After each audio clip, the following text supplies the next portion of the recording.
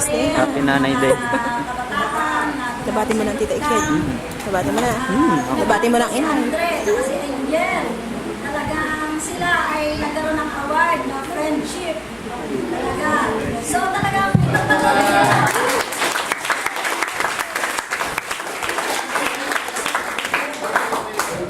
Ito natin na yan ay magiging Hindi ko alam ang worship. Hindi ko alam worship kanina. Wala ba nagpapos ka pa? Congratulations sa inyong dalawa. So tayo ba ito ngayon?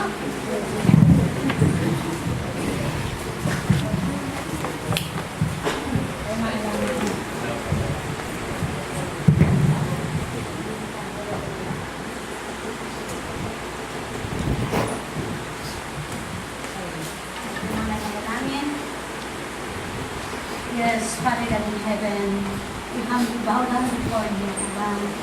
Panginoon o Diyos, kami nagpupuri at nagpapasalamat, O God, sa ginagawa mo sa bawat isa sa amin, O God. Sa iyong banal na Espiritu, Panginoon, na patuloy na ginagayad kami, Panginoon. We thank you, Panginoon, sa mga kabataan, O Diyos, na patuloy mong pinupush, O Lord, para sa iyong kalwalhatian, O God. Patuloy mo po silang kuskusan ng iyong banal na Espiritu. At Lord, sa umagang ito, hinihiling din po namin, Ama, ang iyong tulong na talagang buksan mo ang bawat puso namin sa iyong salita, O God. Idaloy mo ang spirit of understanding sa bawat isa sa amin, O God. At talagang maunawaan namin kung ano ang nais mong ipaabot sa amin sa umagang ito. At talagang ito, Lord, ang maging kaaliwan namin ang iyong salita lagi sa araw-araw, O God. Salamat, O God, sa iyong papuri, sa iyong pasasalamat. Sa pangalan ng aming Panginoong Jesus. Amen.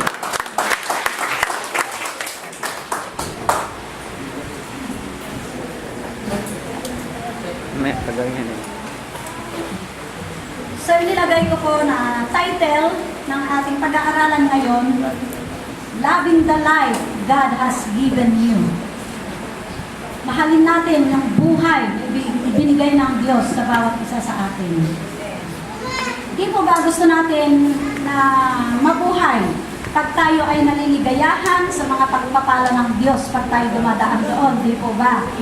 At pag nakakaranas tayo ng kaligayahan sa ating fellowship, pag nadadama natin ang presensya ng Diyos sa bawat buhay natin, di ba talagang gusto natin mabuhay pa?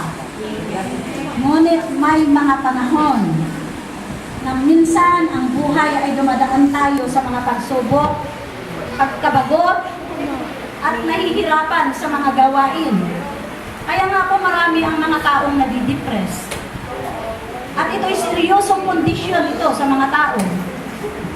Maraming tao, lalo na ang mga di nakakaalam sa salita ng Diyos, at nahihirapan, nai-enjoy ang kanilang buhay. Kaya naman, hindi rin natin pwede silang pusgahan. Kasi bumabagsak ang kanilang pag-asa. Maging at sa atin minsan, aminin natin na may mga pagkakataon na nag-i-struggle tayo upang mapanatili yung ating kagalakan at kapayapaan sa Diyos. Ngunit ang mabuting balita ay ang salita ng Diyos na nagbibigay ng kakayanan sa kondisyon ng tao at nag-aalok ng pinakamahusay na tulong upang mapakitunguhan natin ang mga laban natin sa buhay at mapanatili natin ang ating kagalakan at kapayapaan. Ang salita ng Diyos ay nagtuturo sa atin na magkaroon tayo ng matinding damdamin na tamasain mabuti ang buhay na Kanyang ibinigay sa atin at huwag natin hayaan na lamunin tayo ng mga hamon sa buhay na ating o mga challenges na napapaharap sa atin. Nais ng Diyos na tulungan tayo na harapin ang buhay na may pagtitiwala at sigasig. Nais ng Diyos na palakasin sa gitna ay ang ating loob sa upang matamasa ang buhay na kasiya-siya. At yun, yung Kanyang ipinangako na buhay. Hindi ko sinasabi na hindi ka na makakaranas ng kaabalahan o katuluhan pag sumusunod tayo kay Kristo. Ang ipinalilinaw ko lang ay nais ng Diyos na tulungan tayong manatili, may pagtitiwala sa kabila ng mga pagsubok sa ating buhay. So maraming verses sa Bible na mababasa natin na nais ng Diyos na tayo ay maging masaya at i-enjoy ang buhay na Kanyang ibinigay sa atin. Sabi sa 1 Timothy 6, verse 17b, sabi doon, at huwag umasa sa mga kayamanang di nananatili, kundi sa Diyos na siyang nagbibigay sa ating sagana ng lahat ng mga bagay upang ating ikagalak. Kaya yung kung pinapasagana ka na ng Diyos, yan ay upang i-enjoy mo. Ngunit wag hayaan na makapagmalaki at hanapin kung ano ang purpose ng Diyos kaya ka pinapasagana. Kasi may purpose din ng Diyos daan. Wag mong sarilinin. Meron din i-uutos sa iyo ng Diyos kung bakit ka pinapasagana. At yun ang dapat na alamin. Sabi nga sa John 10:10, Jesus said, sabi niya, I came to give life in its fullness. Ako'y naparito upang sila'y magkaroon ng buhay at ng kasaganaan nito. Alam niyo po kung nauunawaan at maranasan na ninyo itong pangako ng Diyos na ito, matututunan na ninyo itong itapon at huwag nang kargahin ang mga problema ng sobrang pagkarga. Although na siyempre mababurden tayo, pero huwag na natin masyadong kargahin. Kasi ito ay nagpapakita na wala tayong tiwala. Yung mga yung wala tayong tiwala sa Diyos, kailangan itapon lahat yan. Yung mga kawalan natin ng tiwala, pag-alala at nakikipagpaligsahan yan sa atin. Ma-overtake mo yun at maiiwan ang mga yan kung mahalin mo ang buhay na ibinigay ng Diyos sa inyo. Ma-overtake natin lahat yun. Gaano mang kabigat ang mga pinagdadaanan natin. Kasi kaakibat natin lagi yan eh. Minsan gusto niya tayong lagpasan. Pero pag tayo ay talagang tumakbo sa salita ng Diyos, yung alalahanin natin, mga pangako ng Diyos, ma-overtake din natin siya. Malalagpasan din natin siya. Pag-aralan natin ang ilang mga principles on loving life God has given us. Magsisimula ito sa kung paano natin hawakan pagdating sa pagharap natin sa baku-bakong daanan. Ano ang ating gagawin pag tayo napapaharap sa madilim na sitwasyon natin? O paano tayo mananatiling matibay?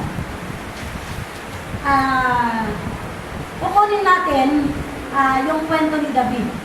Kasi si David ang pinaka-great example na nanatiling matatag sa Diyos sa kabila ng madidilim, masalimuot at mahihirap na pinagdaanan niya.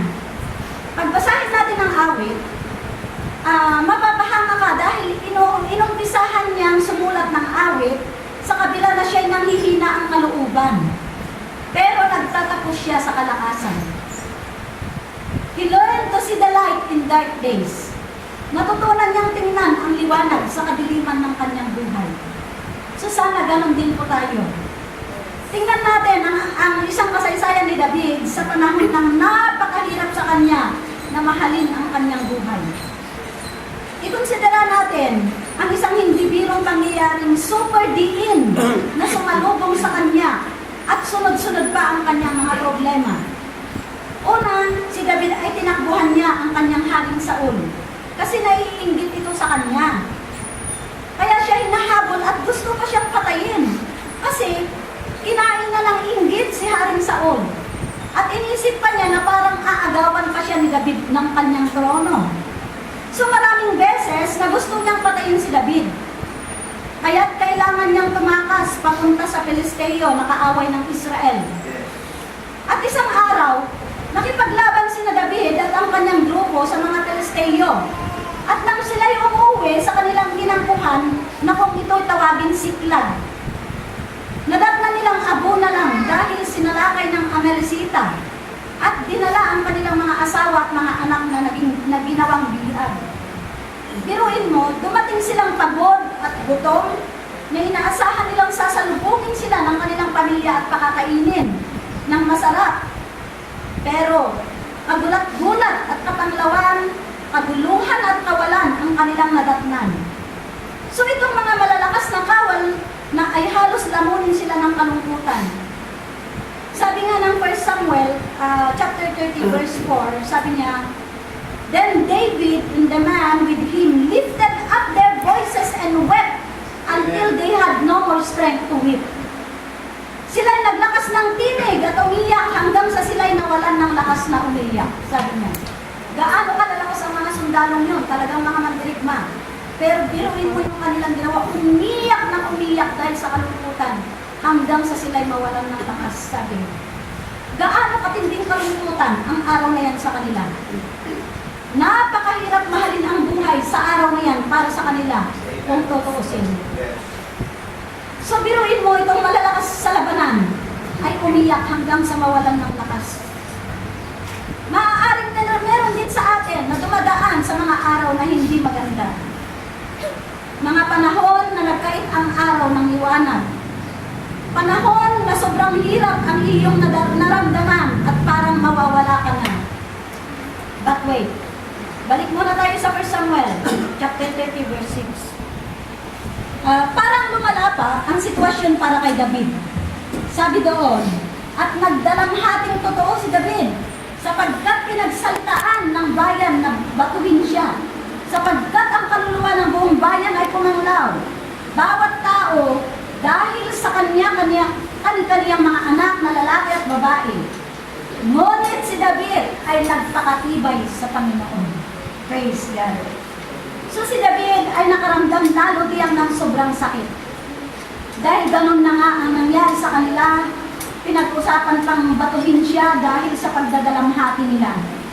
So ang mga tauhan niya, habang nakikita nila ang paligid na umuusok mula sa abo, na nasunog, na kampo nila, ganun din katindi yung sakit na nararamdaman nila at galit nila.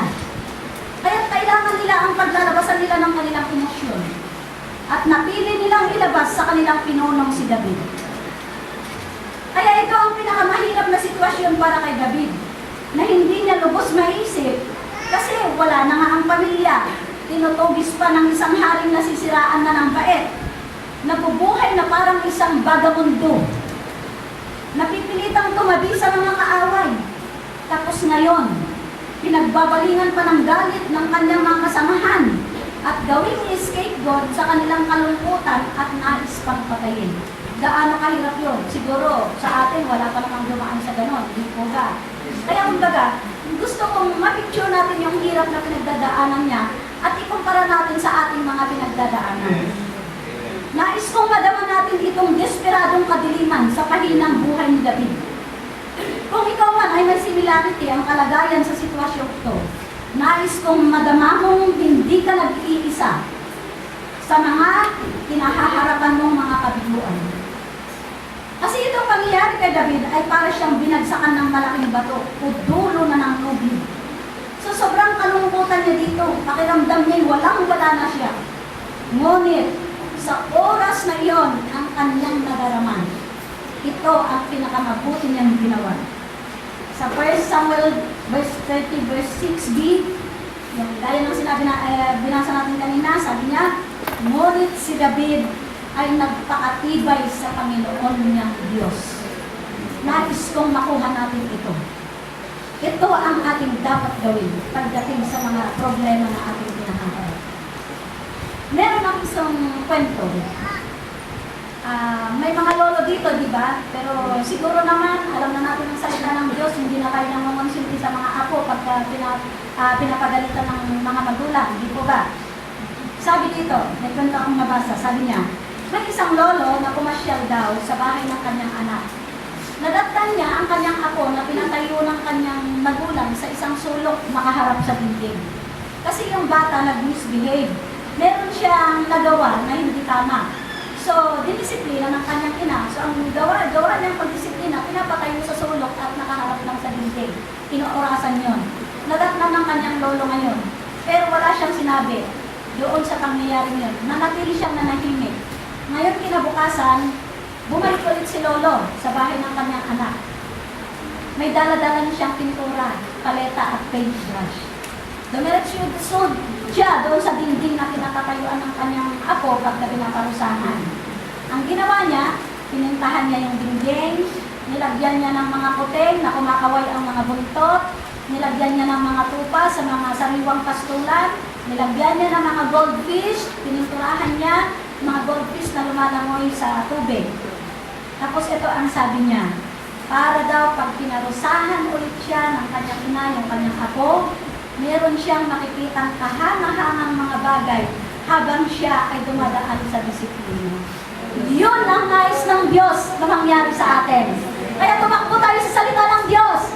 That is the reason why we must love the Word of God. Amen. And we must love that we are a child of God. Amen. Hallelujah, Lord. Hallelujah. So, kung ikaw ay hindi pa anak ng Diyos, nitihin mo na maging anak ng Diyos. Amen. Hallelujah, Lord. Hallelujah. To God be the glory. So,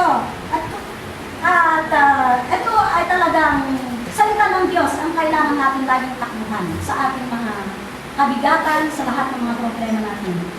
May pag-asa sa kabila ng kadiliman ng buhay. May pinagmumulan ng ating kalakasan. Walang iba kundi ang Diyos. Huwag natin paniwalaan ang mga pangyayaring masasama. Instead, ibaling natin ang ating tiwala sa Diyos at sa Kanyang mga pangako. At Siya ang kikilos sa lahat ng ating mga kinahaharap na problema. Si David ay nagpakalakas sa Diyos at tinipon niya ang kanyang grupo at tinabol niya ang Amalekita hanggang lumaban at binawi nila ang lahat na kinuha sa kanila.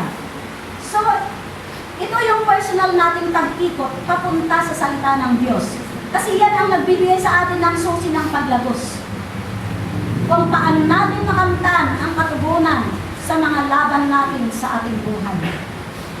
Just imagine, kung tayo kaya ang nasa kalagayan ni David, napagod, gutom, nanghihina, paano kaya tayo makapanatiling malakas?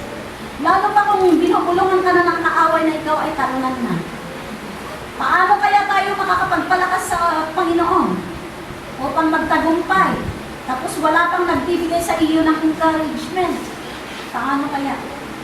So nais ng Diyos na kilalanin natin si David, hindi lang yung kanyang dinadaanan na kapighatian, kundi yung kanyang breakthrough, yung napakahalagang pagbangon at tagumpay niya.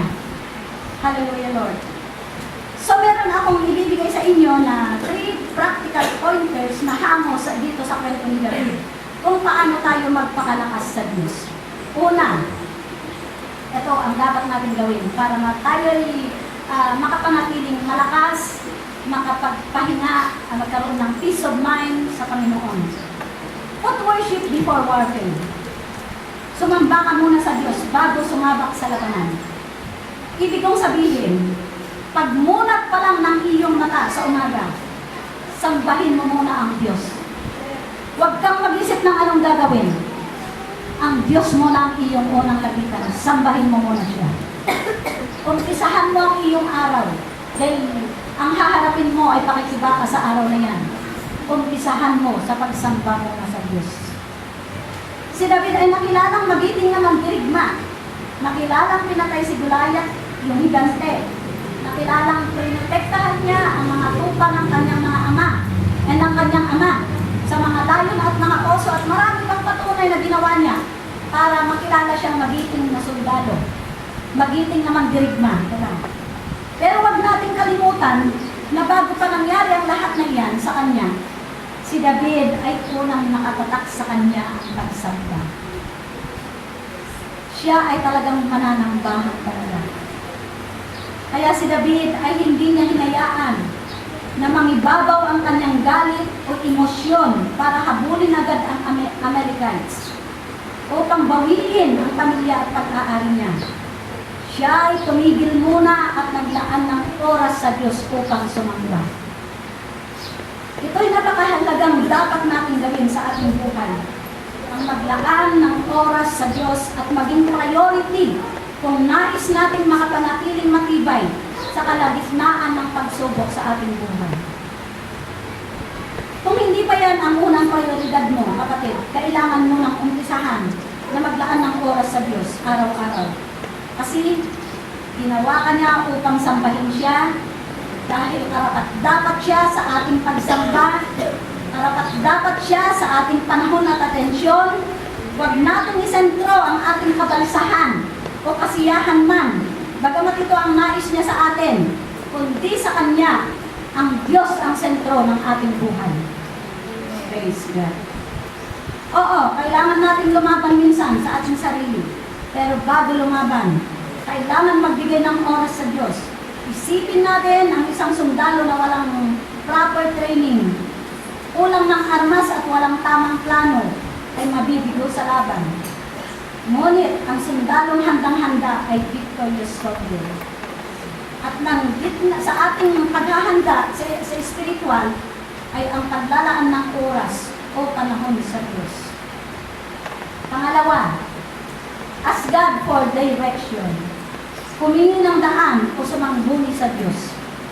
Pagkatapos maglaan ni David ng panahon sa Diyos, nakinig siya sa susunod niyang gagawin at yan ay nagbigay ng kalakasan sa kanya.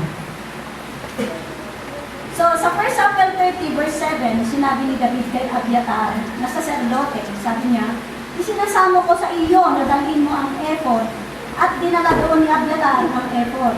At sumangguni si David sa Panginoon na nagsabi, kung aking hahabulin ang pulutong na ito ay akin kayang aabutan sila. At sinagot siya ng Diyos, iyong habulin sapagkat tunay na iyong aabutan at walang pagsalang mababawi mo ang lahat. Ang ephod ay sinisimbolo niya ang banal na presensya ng Diyos. Ito ay holy vest na sinusuot ng saserdote. At yung vest na yon ay sumusumbolo din para malaman kung ano ang kalooban ng Diyos sa iyo. Kaya napakahalaga ang pagsumbuni sa Diyos. Bago tayo lumakad, bago natin umpisahan ang ating araw. Sumangguni muna tayo sa Diyos sa kanyang kalooban. At yun ang mangyari sa atin. Huwag yung ating sarili ang mangyari. So, ipinapakita dito na bago lumakad si David ay sumangguni muna sa Diyos. Pero ang point ay si David ay humingi sa Diyos kung ano ang dapat niyang ilos at makuha ang tamang payo. So ito ang dapat nating tingnan. Hindi siya basta nagpunta kung kanino man para humingi ng advice. Ang Diyos mismo ang kinonsulta niya. Kaya nagkaroon siya ng lakas na harapin ang kanyang laban. Una, nabawi niya ang kanyang kapayapaan sa pamamagitan niya sa pagsamba sa Diyos. Pangalawa, ginawa niya ang kanyang plano sa pamamagitan ng pagkonsulta niya sa Diyos. Kung inumpisahan mo ang araw sa pagsamba sa Diyos, mabuti yan. Ngunit huwag din natin kalimutang sundin kung ano ang nagagawa ng Diyos kung nais mong makapanatiling matibay ang iyong Diyos. Minsan, sumasamba tayo kaakibat ang bigat ng ating kalooban at nakakalimutan humingi ng direksyon sa Diyos. Kailangan din natin alamin kung ano ang nais ng Diyos na gawin natin. Hindi yung ibinidikta ng ating sarili, hindi yung sasabihin ng iba, kundi kung ano ang sasabihin ng Diyos. Meron akong babasahin sa awit 119 verse 143. Sabi niya gano'n, kabagabagan at kahirapan ay humahawak sa akin, gayon man ang mga utos mo'y aking kaaliwan. So ang utos ng Diyos, yun ang gawin natin kaaliwan. Dahil yung pagsunod natin, yun ang magiging kaaliwan natin. Talagang, kasi pagka nakasunod ka sa kalooban ng Diyos, mararamdaman mo sa iyong puso yung kaligayahan. Iba yung nararamdaman mo sa pagsunod mo sa utos ng Lord. Kaya sa kagalakan o kaliwan sa gitna ng kaguluhan, ay hindi nagtatapos sa paglapit mo sa Diyos, kundi doon sa utos niya na ibinigay sa iyo. Kaya kailangan natin alamin kung ano ang pinagagawa niya sa iyo at sundin mo. Tingnan naman natin sa isang banda si Haring Saul, na noong una, laging nakakagapay si Propeta Samuel sa kanya upang maalaman niya ang direksyon na ibinigay ng Diyos sa kanya. Kaya lang, ito ang masaklap. Dahil sa inggit, dahil sa galit niya sa kanyang kapwa, tumaligod siya sa Diyos. Tinalikuran niya ang Diyos na tumutulong sa kanya. At sa mga espiritista siya sumangguni. Sa mga taong wala sa Diyos, doon siya nagsabi ng kanyang mga problema. Ano ang sabi ng 1 Samuel 28 verse 7? Nang magkagayoy, sinabi ni Saul sa kanyang mga lingkod, Ihanap ninyo ako ng isang babae na nakikipagsanggunian sa masamang espiritu upang ako'y pumaroon sa kanya at magpusisa sa kanya. At sinabi ng kanyang nalingkod sa kanya, narito may isang babae na nakikipagsanggunian sa masamang espiritu sa inyo. Biruin mo, ito. Gusto ko makita natin kung tayo ay hindi tama ang ating hinihingian ng payo. Kasi sinabi ko nga una sa Diyos. At tingin mo kung sinong kapatid na nagbabasa ng Bible, doon ka pumunta, hindi sa taong hindi nagbabasa ng Bible. Kasi kapahamakan ang iyong matutunguhan. So, gusto ko itong nakita natin. Si Haring Saul, sabi sa verse 8, ay nag-iba ng kasuotan at pumunta sa espiritista upang humingi ng payo. So, ang nakakalungkot dito, kasi lumayo siya kasi sa Diyos, kaya tumahimik ang Diyos sa kanya. At dahil sa pagtalikod niya sa Diyos, naging desperado lalo siya. Kaya nagpunta sa maling tao upang humingi ng payo. Natural, hindi makadiyos ang pinuntahan niya, kaya mali ang may papayo sa kanya. Kaya lalong napasama siya. Meron kasing isang dalawang klase ng pagpapayo. Isang makadiyos na pagpapayo at isang hindi makadiyos na pagpapayo. So, ang salita ng Diyos ay may pangako na pagpapala sa hindi pagsunod sa mga payong di makadiyos. Sabi sa Psalm 1:1, mapalad ang tao na hindi lumalakad sa payo ng masama. So, mapalad pala ang tao na hindi lumalakad sa payo ng masama. Kaya huwag tayong pumunta sa hindi makadiyos na tao na humingi ng payo. Una, humingi tayo sa Diyos kung saan kadadating na tao na makadiyos para makahingi ka ng payo. Kaya ulitin natin, ang pupuntahan natin na hinga ng payo, yung ikabubuti at ayon sa salita ng Diyos ang nagpapayo. Hindi yung umaayon sa iyong mali. Akala mo, pinakampihan ka. Pero dahil inaayunan ka sa iyong mali, papahamakan ang iyong tinutunguhan kapatid. At nandamay ka pa. Kasi ihinawa mo sa kanya ang sama ng iyong loob. Oo. Nagpunta ka sa hindi makadiyos na pagpapayo, guguluhin lang lalo ang iyong isipan. At magtatapos ka lalo sa kapighatian at kahabag-habag na kalagayan. Tandaan po natin ito. So, pangatlo, treat others fairly. Pakitunguhan natin ang ating kapwa sa tama. Totoong napakaraming hinaharap nating siklag sa ating buhay. At minsan, natutokso tayong gawin kung ano ang ginagawa ng mga grupo ni David. Minsan, yung inis natin, o galit natin, naibabaling natin sa ating mga anak. Ang mga kabiguan natin, ang takot, inilalabas ito sa mga anak natin, minsan sa ating kapwa, di po ba? Yung alam niyo ba, yung sama ng loob. For example, kasi minsan, nung wala pa ako sa Diyos, pag naiinis ako sa aking asawa, pag nag-inom, kay Jeff ko'y binubuhos, kinukulot ko talaga yung bata.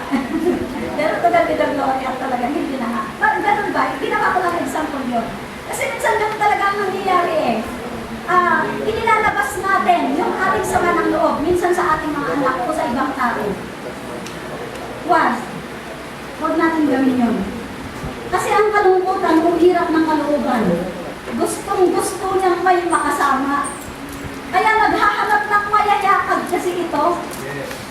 Kaya kung ikaw man ay nasa bitag ng kabiguan, huwag ka nang mandamay pa.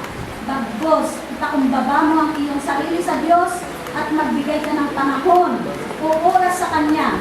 Imbes na maghanap ng mayayakag, humingi ng tulong sa Diyos kung ano ang dapat gawin. Pero kung pipiliin mo ang mga bagay na kahangalan dahil lang ikaw ay nasaktan, lalo ka lang makakasakit.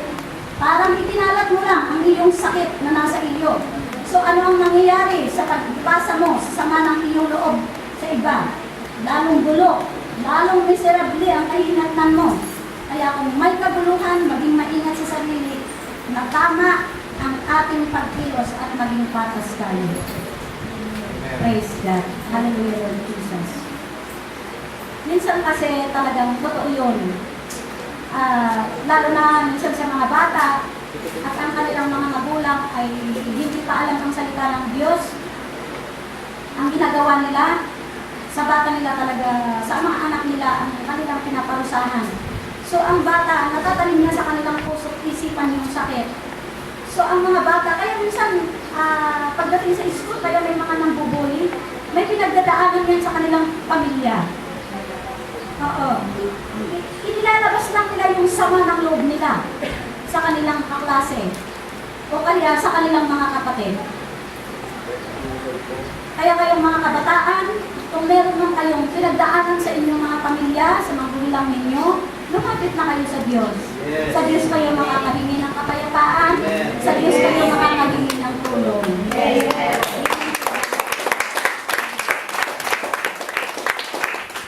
in-encourage ko yung mga kabataan na magpatuloy, sa Diyos kayo makakakuha ng lakas. Hallelujah, Lord. Ang madilim nating panahon na pinagdadaanan, ito ay yung totoong pagsubok sa ating mga pag-uugali. Kaya kinailangan natin kumilos ayon sa pagiging anak ng Diyos. Tandaan natin yun.